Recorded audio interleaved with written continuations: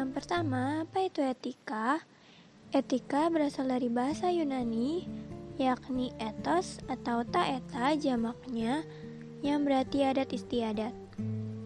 Etika sendiri menurut Kamus Besar Bahasa Indonesia atau KBBI adalah ilmu tentang apa yang baik dan apa yang buruk, dan tentang hak dan kewajiban moral atau akhlak.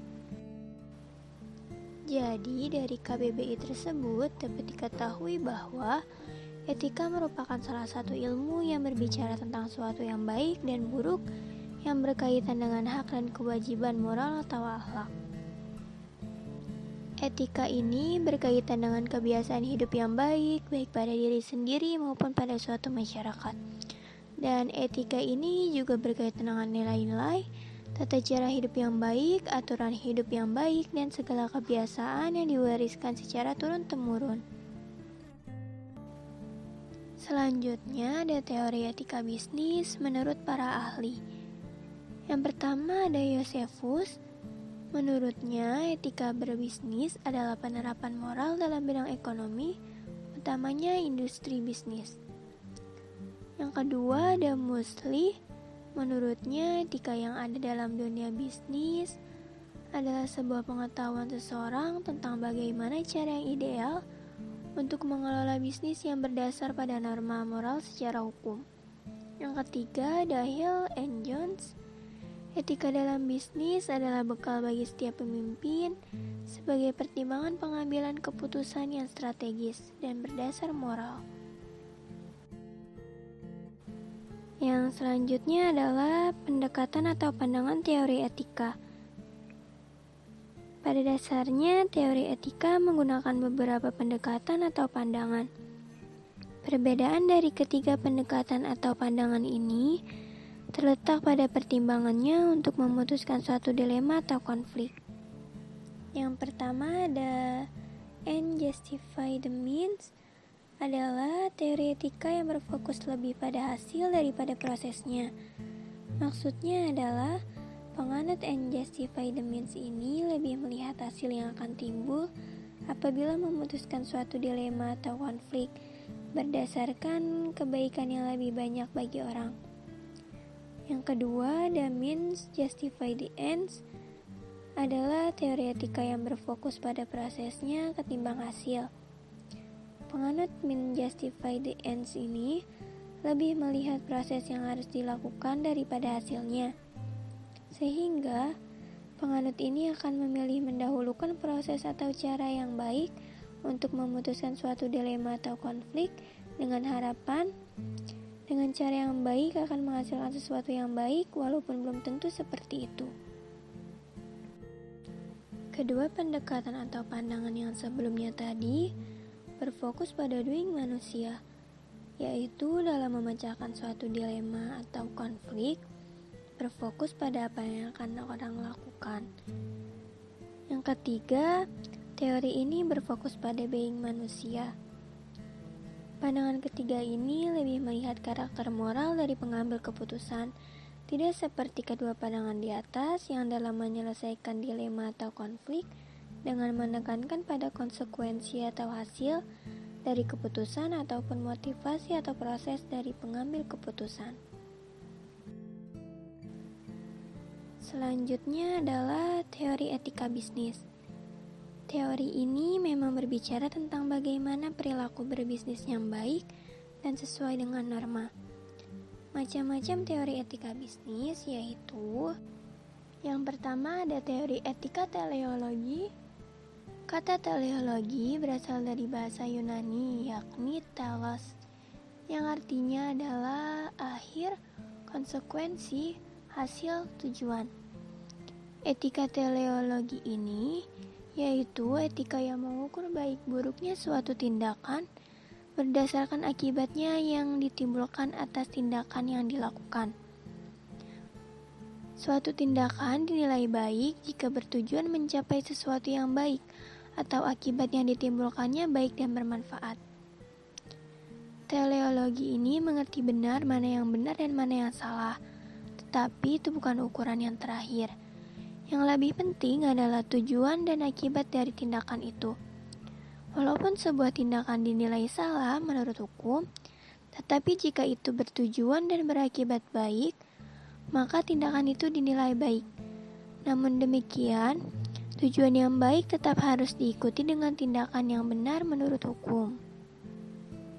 Etika teleologi lebih bersifat situasional, karena tujuan dan akibatnya suatu tindakan bisa sangat bergantung pada situasi khusus tertentu.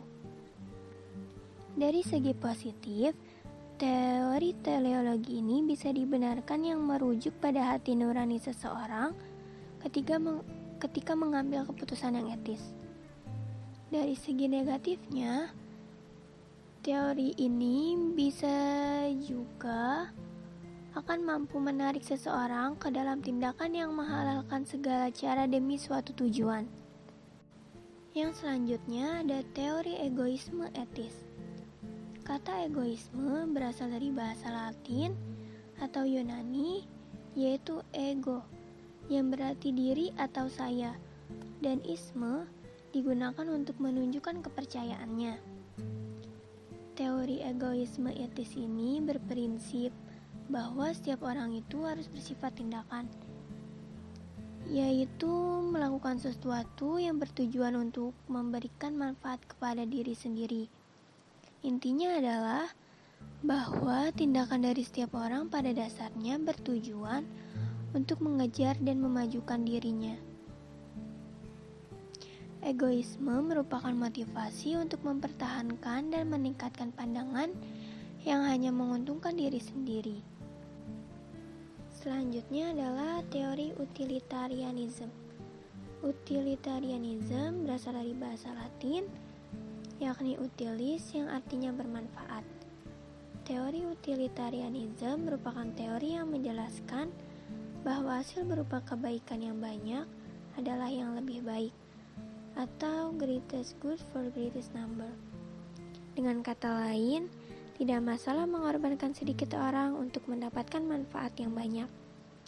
Teori ini adalah teori yang menggunakan pendekatan biaya atau manfaat. Teori utilitarianism ini menekankan prinsip manfaat atau kegunaan, the principle of utility, sebagai prinsip moral yang paling dasar, dan prinsip kebahagiaan mulia atau greatest happiness. Teori ini juga mempunyai beberapa masalah atau kritik. Yang pertama, distribusi kebahagiaan. Kedua, memutuskan yang dianggap sebagai yang baik. Ketiga, meramalkan masa depan. Keempat, cara-caranya yang ilegal dan melanggar hukum. Yang kelima, mengorbankan prinsip keadilan dan hak individu demi keuntungan sebagian besar orang. Contohnya adalah, kita dapat menyelamatkan 100 orang dengan membunuh 3 anak yang tidak bersalah. Haruskah kita melakukannya? Kebahagiaan 100 orang tampaknya lebih penting daripada rasa sakit kehilangan 3 anak. Tetapi sentimen moral kita bahwa mengambil nyawa anak-anak yang tidak bersalah adalah tindakan tidak bermoral. Selanjutnya ada teori deontologi. Deontologi berasal dari bahasa Yunani, yakni deon, yang artinya kewajiban. Teori ini dipelopori oleh Immanuel Kant tahun 1724 sampai 1804. Kant menganggap bahwa kewajiban moral harus dilaksanakan demi kewajiban itu sendiri, bukan karena keinginan untuk memperoleh tujuan kebahagiaan. Etika deontologi ini lebih menekankan kewajiban seseorang untuk bertindak secara baik atau sesuai dengan tanggung jawab yang diberikan. Paham deontologi mengatakan bahwa etis tidaknya suatu tindakan tidak ada kaitannya sama sekali dengan tujuan, konsekuensi atau akibat dari tindakan tersebut.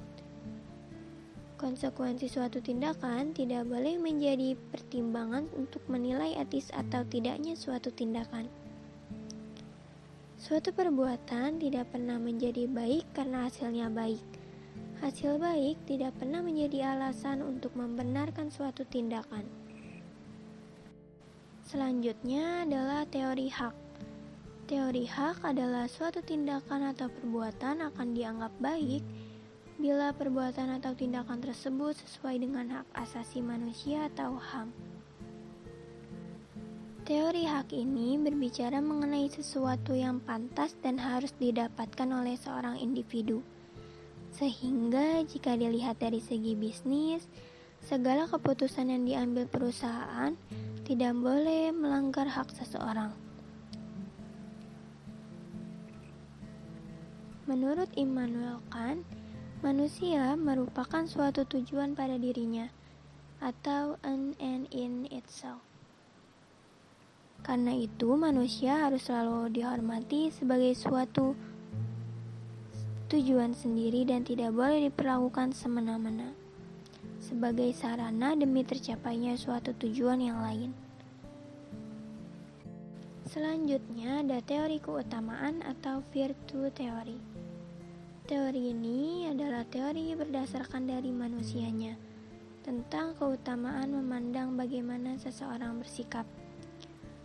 Perilaku atau sikap baik seseorang akan menciptakan watak dan karakter yang baik secara moral juga. Yang terakhir adalah teori etika otonom. Teori ini adalah teori yang mendasarkan ajaran moral pada wahyu atau kehendak Tuhan secara mutlak. Perilaku manusia secara moral dianggap baik jika sepadan dengan kehendak Tuhan dan dianggap tidak baik jika melanggar larangannya. Sebagaimana yang telah dituangkan ke dalam kitab suci.